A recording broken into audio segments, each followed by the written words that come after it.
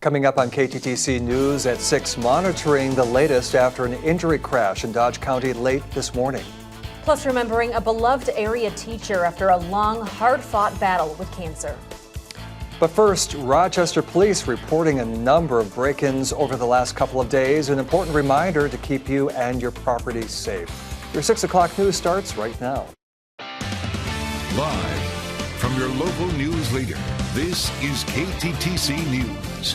And a heads up for homeowners and renters. Thanks for joining us on this Monday evening. I'm Tom Overley. And I'm Caitlin Alexander. Rochester police responded to 3 residential break-ins over the weekend.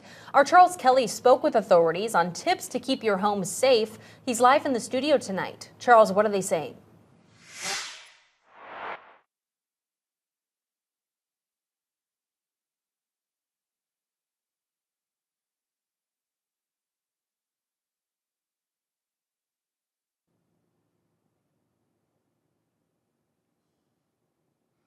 Rochester Police Department responded to 3 burglaries over the weekend.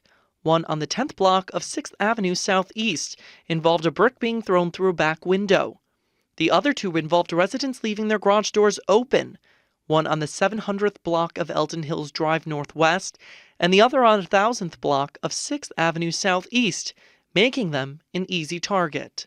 And then even with your garage door open, like a lot of times making sure that at night you lock your door from your garage to your house. So if for some reason you forget to shut your garage door, it's not that they can just somebody potentially could just walk right into your house. Also just your front door, keeping that locked even when you're home, because people can come and just walk up to your door, knock, and try and walk in. Rochester Police Department is warning people to lock up their homes and vehicles. Tips that we provide, I think in general, light up your home, lock your doors, and contact police if you see something suspicious. RPD says there are slightly fewer burglaries reported this month compared to January last year. Security experts say the more vigilant you can be, the more aware you can be of your surroundings. So we forget about what's going on around us. So when you're getting out of your car and getting in your car, trying to be conscientious of not being on your phone so that you can be more aware of what's going on, because then you're less likely to forget to shut your garage door or forget to lock your door or to recognize maybe a suspicious vehicle or person. Authorities say to consider investing in a security system or even cameras to take extra precautions. In studio, Charles Kelly, KTTC News. Thank you, Charles. Rochester police save a woman's life this morning responding to an overdose call. Police administered 2 doses of Narcan, a medicine that rapidly reverses an opioid overdose. Police say Rochester Fire followed that up with oxygen, which helped the woman to stand. Responders took her to Mayo Clinic St. Mary's for further treatment. Police say officers found an M30 pill on scene, which normally contains fentanyl. She's expected to fully recover. We spoke with RPD. It says in 2023, officers administered naloxone and Narcan 42 times.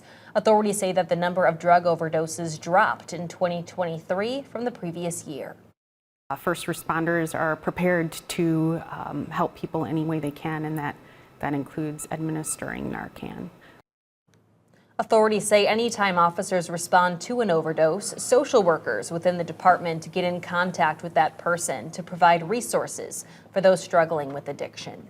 We are expecting an update later on this evening regarding an injury crash in Dodge County involving a semi and an SUV. According to the State Patrol, this all happened just before 11 o'clock this morning on Highway 56 at 750th Street in Hayfield Township. No word what led up to the collision or the extent of injuries. Mayo 1 responded to the scene. The driver of the SUV is a 77-year-old man from Rochester. The driver of the semi is a 61-year-old man from St. Charles. State Patrol is expected to release more information later again tonight.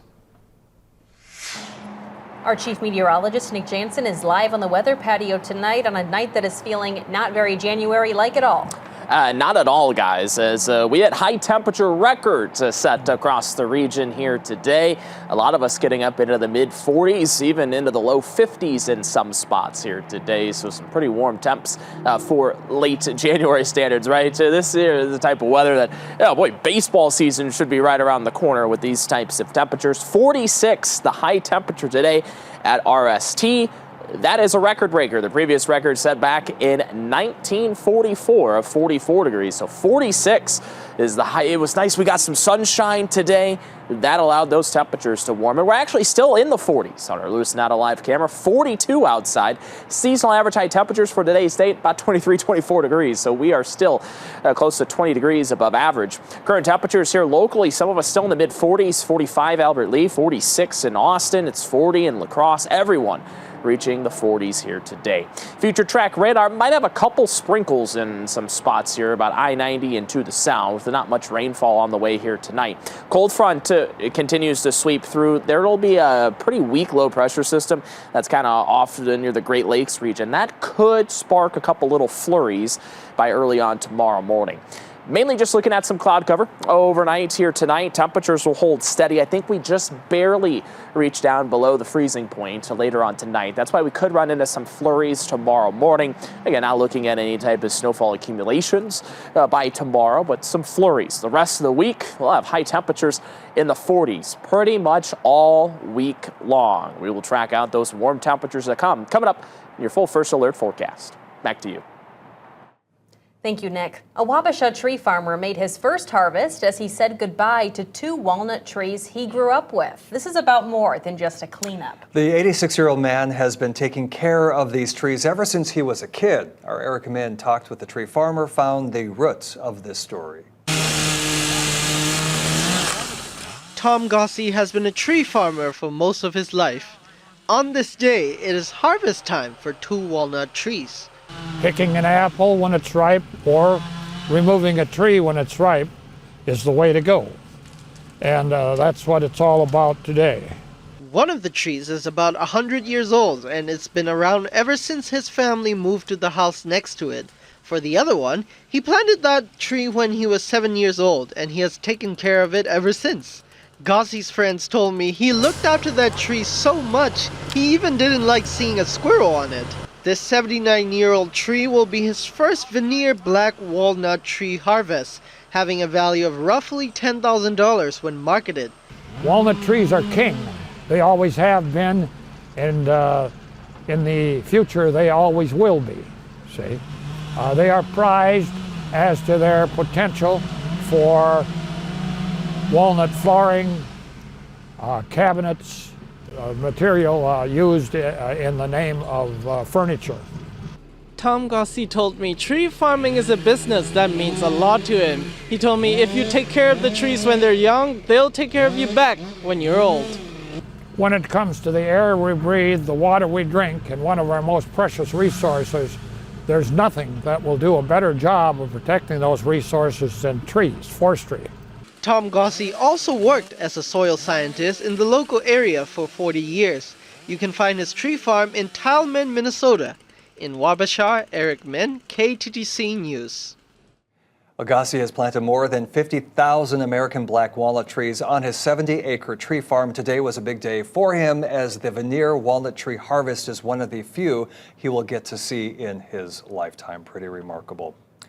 Well, the city of Rochester is gearing up to put its money where its mouth is after voters approved to up the city sales tax in November. City leaders met today to give an update on projects approved in the levy. Flood control and street reconstruction are among the plans, but some new items are on the table, like a massive regional sports complex and economic vitality. The city is getting creative to improve housing in the city as well. The plan eyes new home ownership opportunities and housing for those earning less than 50% of the median area income. As far as the sports complex goes, the city plans on it being 75 to 90 acres. Parks and Rec hopes to purchase land in 2024, breaking ground as early as late 2025. In other news, U.S. Representative Pete Stauber announced today he will run for re-election. The Republican shared the video announcement on his social media. Stauber originally won Minnesota's 8th congressional district seat in 2018 and has been re-elected every campaign cycle ever since. We did reach out to his campaign team today for an interview, but we are still waiting to hear back.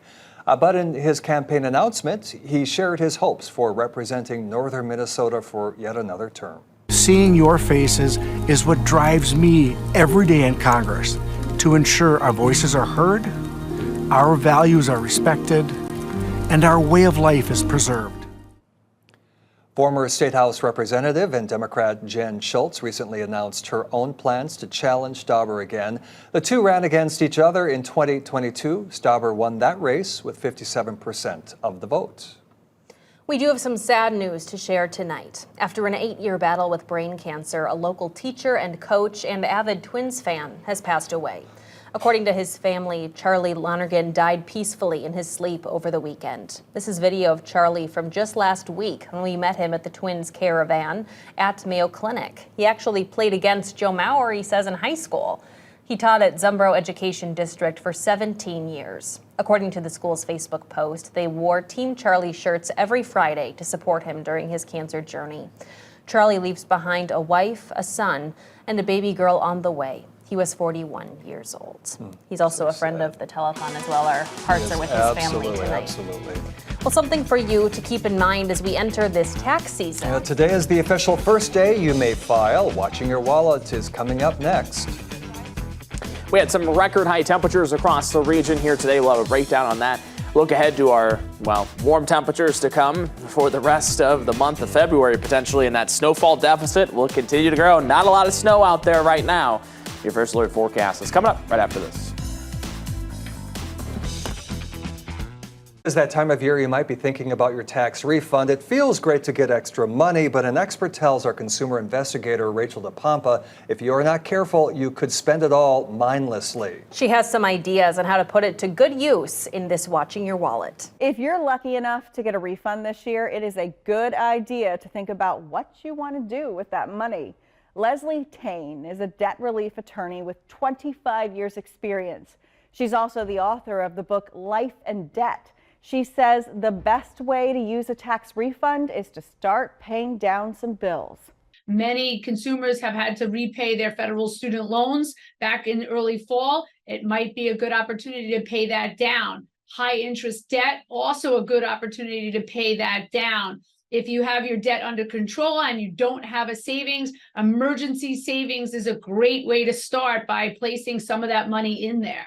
She says don't mindlessly spend that windfall. Have a plan for your tax refund. It's not uncommon for consumers not to be sure how much is coming in or to find out that less is coming in. So be prepared with the actual amount that you might be receiving and also understand why you're receiving a tax refund or why you're not receiving a tax refund. Remember, you can get your tax return done as soon as you receive all of your documents. Now, the sooner you get your taxes done, the sooner you'll receive that money and you can get it directly deposited into your bank account. With this Watching Your Wallet, I'm Rachel DePompa. Here's your first alert weather with Chief Meteorologist Nick Jansen. It was a warm one across the upper Midwest here today. We had record high temperatures all across southeast Minnesota and northern Iowa. And we could get close to maybe some records later on this week, too, with a lot of warmth on the way here just to end January and to start February. High temperature today here in Rochester, 46 degrees. Some of us getting into the 50s. Minneapolis at 50, Mankato, Redwood Falls, Albert Lee, Austin, Red Wing at 52 today. A lot of high temperatures. Well, the previous records, they fell today. Rochester, Austin, Albert Lee, Mason City, Owatonna, all setting daytime record high temperatures today and getting into those 50s in Mason City, Albert Lee, and in Owatonna. Rochester, we fell shy of the 50s, still though, setting a record, beating that previous record set back in 1944. It's still warm outside. You might just walk outside this evening and be like, wow, it feels like spring. 42 right now on our Loosen That Alive camera. Wind out of the west-northwest. That'll help drop some of our temperatures down here through the rest of the evening. Temps here locally, 46 in Austin, 45 in Albert Lee, still in the 40s in Mason City and along the River Valley, 43 in Winona, 44 in Red Wing. What to expect tonight? Mild. I think overnight lows probably stay hovering right around about freezing. Chance for some flurries early tomorrow morning. Not looking at accumulations or anything like that. Snow chances, I think we are dry to start February. We could maybe look at the first, say, 10 to 12 days of February being completely dry when we're looking at snowfall. Temperatures well above average. All week long, we should be probably sitting upper 30s and some low 40s. Really weak boundary moving through on future track radar. Maybe a couple sprinkles if you're south of I-90, a quick little shower. I do think some of that rainfall is making it down to the ground. Low pressure system that'll move through the Great Lakes. That could spark some light flurries for tomorrow morning. Very, very sparse with our flurry chances here tomorrow. Moving into tomorrow morning, maybe the chance for some flurries, some drizzle, say 6, 8 o'clock in the morning. Other than that, we just hold on to some cloud cover. There might be some breaks in those clouds into the afternoon. Partly sunny, maybe some peaks of sunshine. Temperatures cooler tomorrow, upper 30s. We're still trending 10 to 15 degrees above average. We fast forward into Wednesday morning. Wind starts to shift to the south-southwest, and watch our temperatures climb. We're into the 40s for those high temperatures coming up on Wednesday.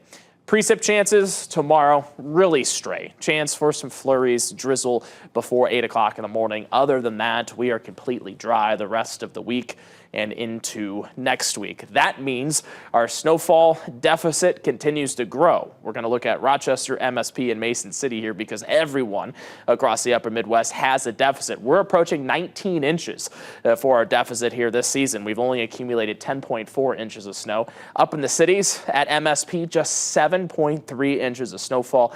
Deficit over 21 inches. This time, through this date last year, already 55.5 inches of snowfall had fallen at MSP. Mason City actually has more snowfall than Rochester and Minneapolis. 13 inches, 10 inches for that deficit. This point last year, though, pretty much everyone had over 30 inches of snowfall. Looking at February for the month as a whole, probably looking at above average temperatures, about a 30 to 40% chance for the month ending up being warm. As we look at our precip chances, near normal. So I think the second half of the month is when we probably see maybe another surge of some cold air and some snowfall. 32 for the overnight low tonight, so hovering right around freezing. The chance tomorrow for some drizzle and maybe the chance for some flurries, mainly looking before 8 o'clock in the morning. Wind tomorrow out of the northwest, 10 to 20 miles per hour. 7-day forecast, we get warm all week long. 46 for the high Wednesday, 43 on Thursday, and I think the 40s will stick with us all the way into the weekend, Saturday and Sunday. So, Tom, I hope you got all your skiing done for the year. I was actually thinking about putting the skis away? Like storing them there away. You go. Here you go. I don't know. If you do that, then it'll kind of be like a reverse jinx, and then all of a sudden. I was going to say, why don't we all just go get our cars washed? Yeah. Because usually that means or put away the snow blower. Or put it away. Happens. There we go. Tom controls the weather. Just put those skis away, and then we'll get some snowfall. It's an idea. All right, I will do that. Thanks, Nick. What's happening in sports? Well, coming up next in sports, exciting news for one professional basketball player from Rochester, plus a big road game for the Minnesota Timberwolves tonight. We'll preview the matchup when we come back.